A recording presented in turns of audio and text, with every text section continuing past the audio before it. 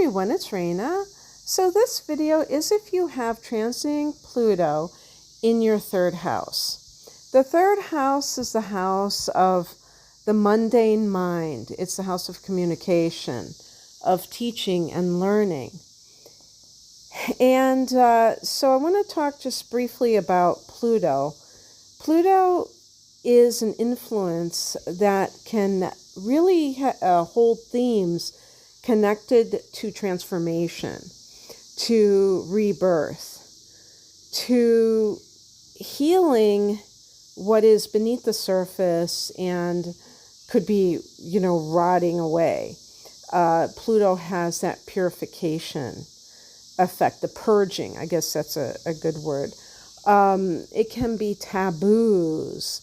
So it's no wonder that Pluto is one of the rulers of Scorpio, and one of the rulers of that 8th house that Scorpio rules, along with Mars. Death is connected to Pluto, but death is what we would call the ultimate form of transformation. So, if you combine that planetary influence, that transits in the third house, you can kind of see how some of these things might play out. Pluto is, you could call it like a heavy. In Vedic astrology, it's called a malefic planet.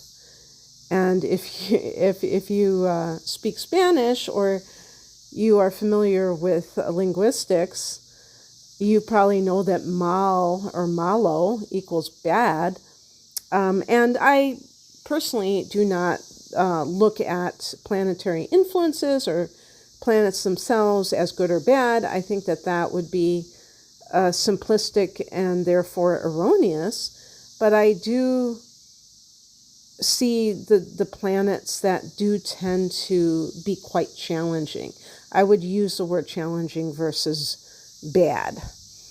But it is an intense influence. So that's going to color the way that you think now when Pluto goes into this house of the mind. And before I continue, I want to give a shout out to cafeastrology.com. I am using their information to inform my reading. One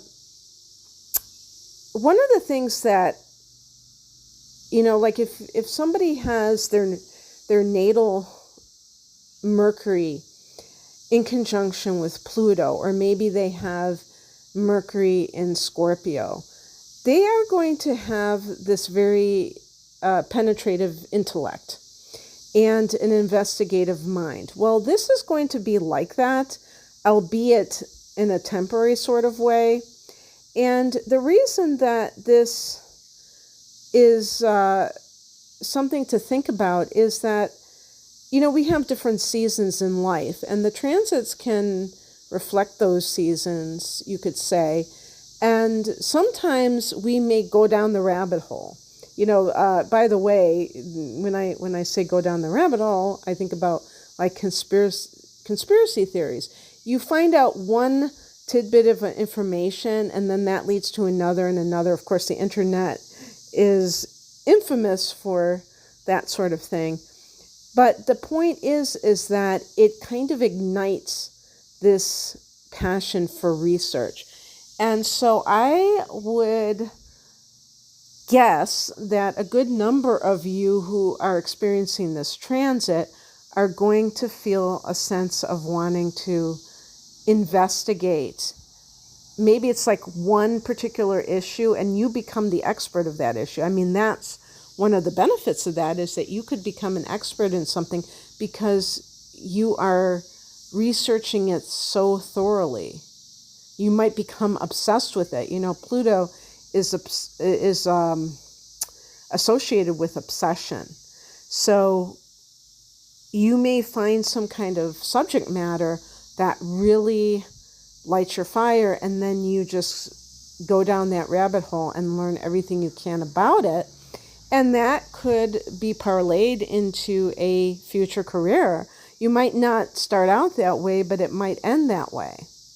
And by the way, speaking of starting and ending something,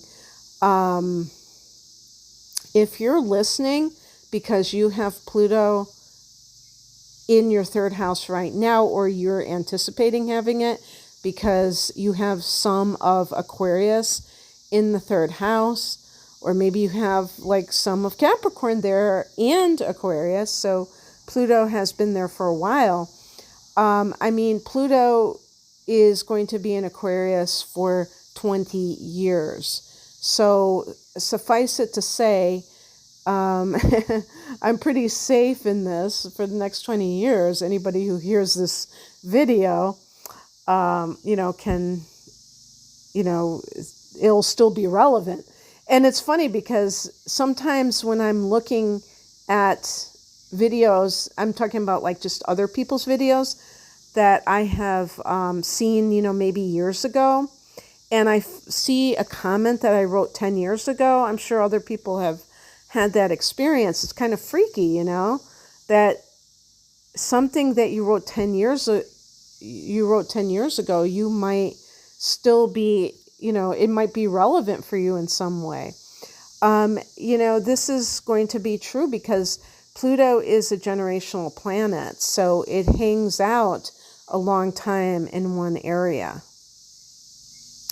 So some of the other themes for the third house are your local environment, brothers and sisters. Now, that's what Cafe Astrology says, but I've heard that aunts, uncles, and cousins are also third house, otherwise known as extended family members, neighbors, third house, elementary school years. So this could be part of your past, like the fourth house is your childhood.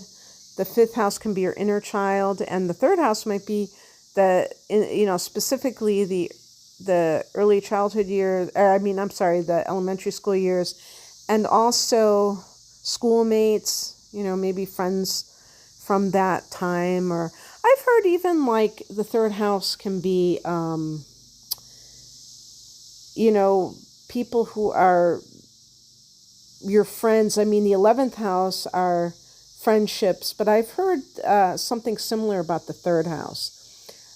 But anyway, the third house, because it's your local area, it's travel, but it's kind of more local travel, or maybe we would say in the United States, in a going to a different state, especially if it's not too far away.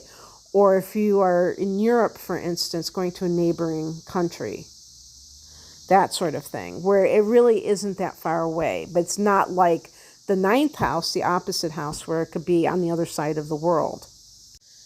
Things that you are interested in can take a turn towards the more passionate, or, again, I don't want to repeat myself, but obsessive. So whether, we're talking about writing, because the third house can be all about that, or reading, or information, knowledge, that could be something that you are just completely absorbed in. And a big area that the third house can play a role in our day-to-day life is communication. So, we know the term small talk. You're standing at a bus stop, you're wherever, you're in line at a grocery store, and somebody starts, talking about the weather or whatever. And if you are, the average person, you can just jump right in and talk with them. During this transit, you may feel like that is unbearable. You're going to be much more, I think that, how can I put it?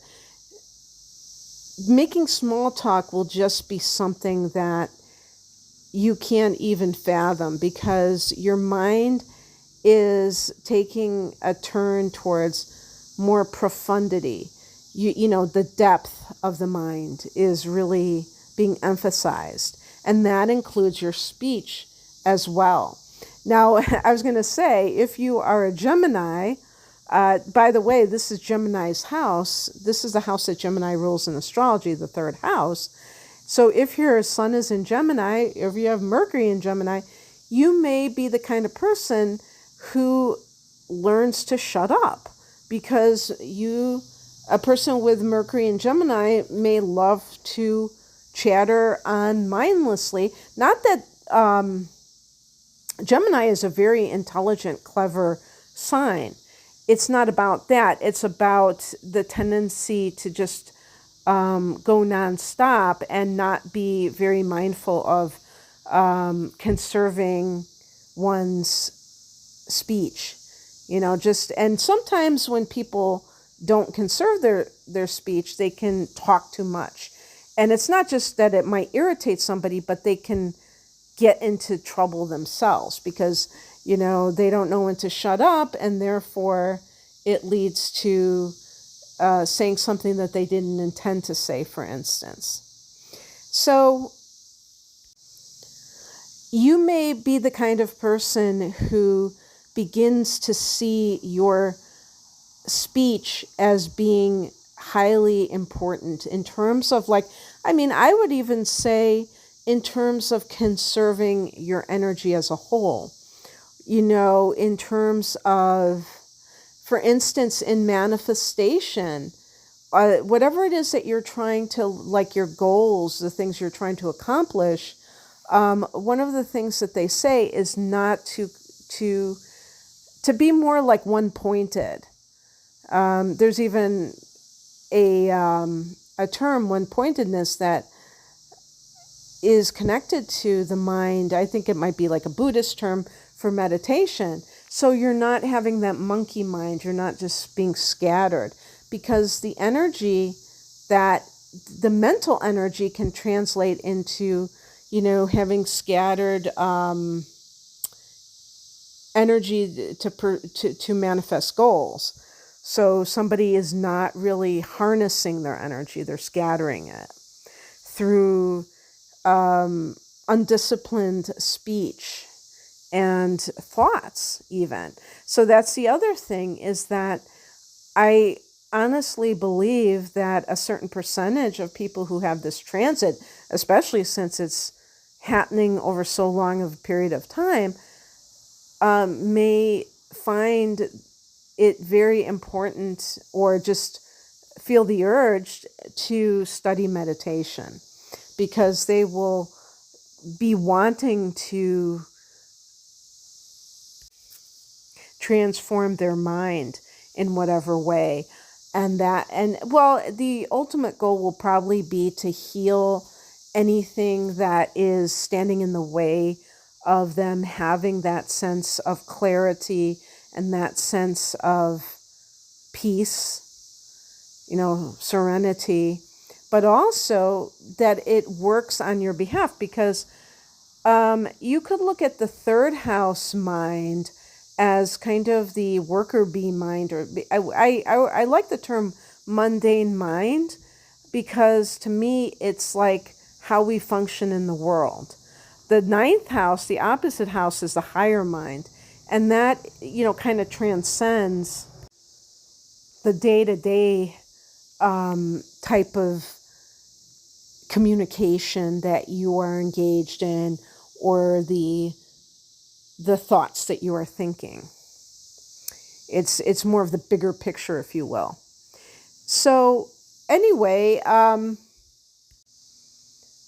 certainly can see that if this has anything to do with the people that you are dealing with, your friendships, your platonic friends, that could be something where you no longer have that willingness to just skim the surface in your communication with these people, but also siblings, as well. And, the third house can be the news. So like I think I used the term conspiracy theorist, but yeah, this could lead to somebody who all of a sudden starts to question everything that they hear or see. And they may be like, oh, this is like totally bogus. And if you have either a background in journalism, third house can be journalism too, by the way. But if you have a background in this, or you just have a real, it's like a hobby of yours, maybe you're a political junkie or just like a news junkie, you may become a citizen journalist, and which to me is automatically an investigative journalist. But you're doing it on your own. You're not associated. You're not affiliated with a mainstream news source, in other words. Third house can be social media, and I can totally see some of you guys like cutting this off from your life. You know, you hear people sometimes, I always find this really amusing when somebody announces on YouTube that they've gone off of social media. You know what I mean? Okay, what's YouTube? Oh, that's like a different thing? Oh, okay. But yeah, I mean, they have something called like a social media detox. But this is kind of like on steroids. I don't think it would just be like a 30-day challenge. Remember, this could be in your house for like decades. There are some videos on YouTube where it seems like young people especially have gone off internet altogether. And there was one young woman, I was really fascinated by it, and she had been doing it for, I think, like 2 years. And she was at that point maybe in her early 20s, late teens, early 20s. And she was saying all the things that she started doing when she went off the internet. She was learning new activities, new skills, or engaging in new activities and learning new skills. Just all these things that otherwise would have been lost to endless, mindless scrolling. So that's one possibility. But also, you could look at it this way, that because I always associate Pluto with healing, you may find that you are interested in starting some kind of practice or business. Maybe it's an online business, because the third house can be online endeavors, that it centers around mental healing and you know, like a meditation teacher, virtual meditation teacher, maybe even breath work. I've never heard it connected to the third house, but it makes a lot of sense because Gemini rules this house, and air, you know, pranayama. The internet or some kind of social media may transform you. So some people, they start a channel, and it could be some kind of like a blog, or maybe you write something, and it's like they're stepping into what they were meant to do. And so wherever they were, they become this new creature by doing this. There's like this rebirth in their sense of self because of this communication that they are engaged in.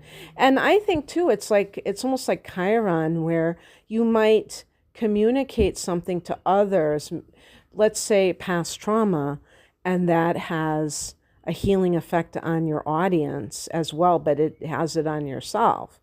You heal yourself while you're healing others.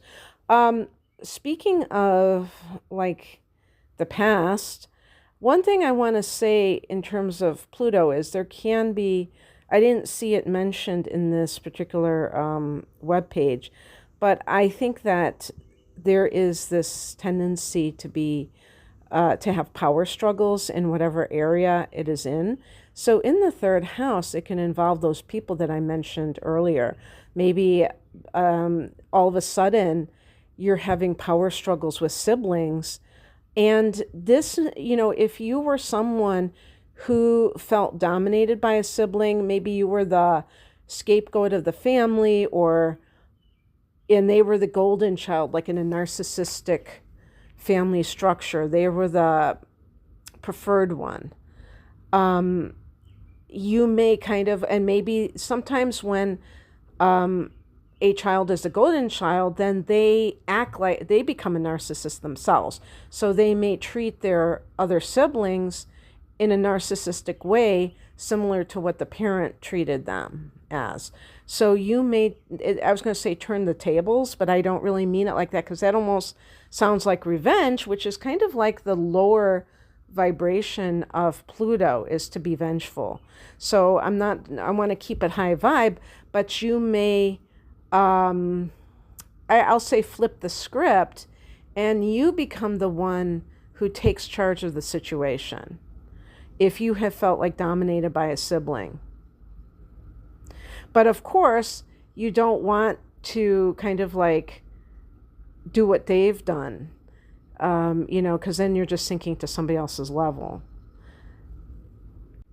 Another thing I would say personally that wasn't mentioned in this article is that with the people that I have mentioned being connected to the third house, and I mentioned extended family members, aunts, uncles, cousins, neighbors, is that there can also be, in addition to power struggles, there might be some kind of thing that have been hidden that needs to come to the light so that it can be purified and transformed. So if there was some kind of secret that you hold with an uncle, with a cousin, with a sibling, and by the way, Pluto, I would say too, when it comes to sexuality, this can also be a connection, and it wasn't mentioned here, but there can be, because of the Pluto, the Scorpio connection. I do attribute that to Pluto, and sometimes these things that maybe the person felt ashamed about, like a secret that involves even some kind of taboo subject that Pluto could be about, that involves a sibling or what have you, may come to light. And I'm saying that you may bring it out. Again, with the best of intentions, not with the desire to wound or to, seek revenge. Because sometimes, really, if you think about it, revenge is attempting to regain power over a traumatic situation. And while that makes a lot of sense, you don't empower yourself when you coming from a place where you want to kind of like punish somebody for having done something to you. To me, it's all in the spirit of forgiveness and being able to transcend that experience. So anyway, I think overall, this may be a time, even for you people with Mercury and Gemini, where you might be more tight-lipped.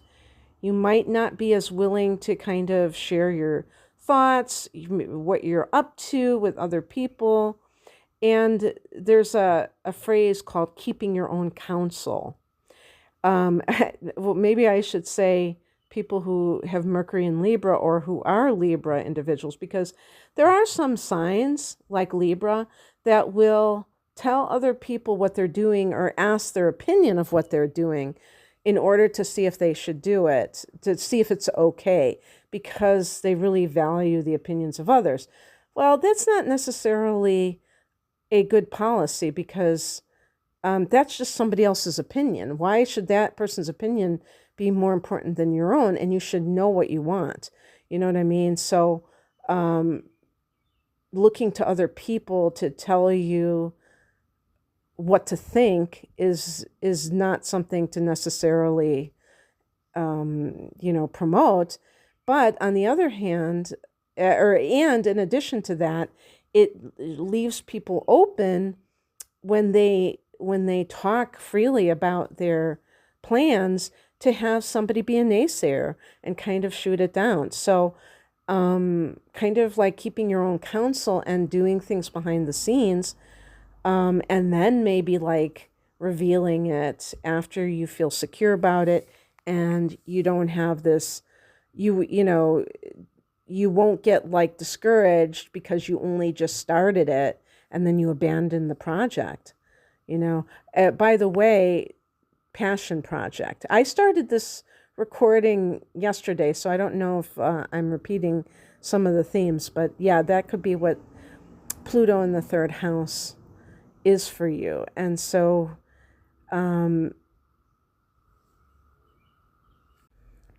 you may feel emboldened to go after these things, and that can be very transformative. Okay, that's what I have for you. I hope that this resonated. If you would like a personal reading, the link is below. Take care. Bye.